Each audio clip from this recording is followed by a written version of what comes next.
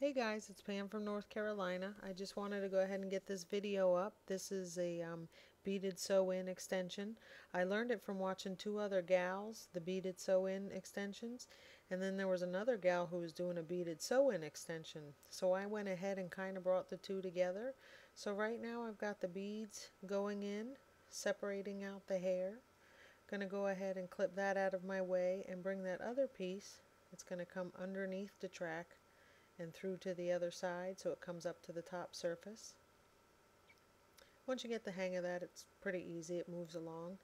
Now I'm going to go ahead and pick up a few hairs also from the track hair so that it's just a little bit more secure for me. I'm going to drop those top hairs and I'm going to marry them together. I'm going to use the little latch hook with a ring bead through it.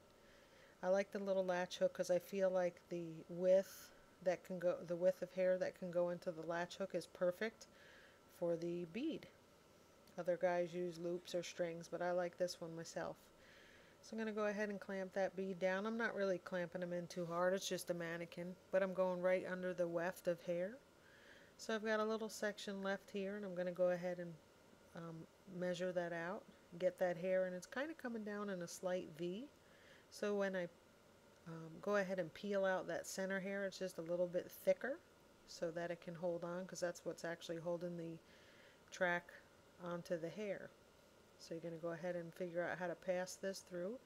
It's going to be a few hairs from the end, so we're going to flip that under and get it to go to the other side, and again take a few pieces of hair from the track itself and marry that in, and then go ahead and get those two strands coming from the top, drop back down, and go ahead and get my little latch hook and my bead and run it through the hair and get that secured.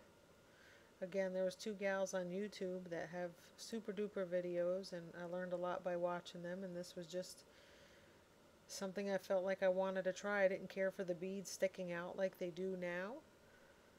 Although it's a great system, I just didn't care for it. So what you're going to see is when I began, I left the same amount of track out. This one I feel like it was a little loose, so I'm just going to give it a push, but it's a mannequin, so this is just for demo purposes. So if you see the extension is hanging over, I went ahead and threaded some good strong upholstery thread in obviously not the right color, just for demonstration purposes. I went up under the loop, and now I'm going through the weft of hair just so it can be secure and I can get started with the sewing process, just like you would sew on a track of hair for any kind of sew-in, braid, hair extensions. So I'm just securing this, and I'm going to go through the weft of hair at times, and at other times I'm going to go up under the bead, in between the bead and the scalp, for a little bit more security.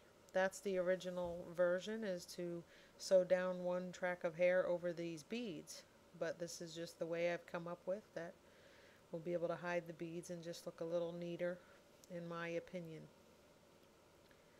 So I'm just going to go ahead and whip a few stitches through here just to show you that you can do the bead extension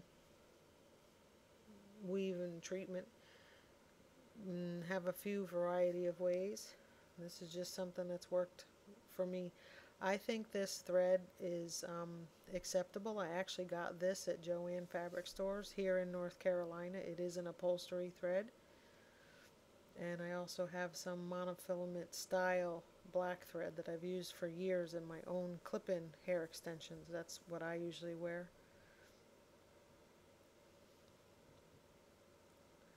I've had quite a few of gals come in for these.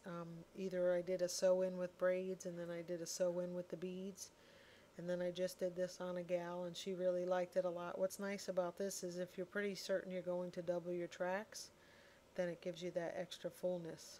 So here I am just going back up under the bead, between the bead and the scalp, for the little bit of firmness, coming back through and just making a little loop, feeling a little bit of tension. So in between the next bead, I'm just going through the track, both tracks, just kind of tightening it down, and then I'm going to come in between that bead and scalp again. See, right there's the little bead. I'm going to take my round needle and just poke right up through there, and then go through the center of that loop just so it leaves a nice straight even thread. And I'm going to go between the two beads right now, just between the two wefts of hair, just so there's not a big string going from bead to bead.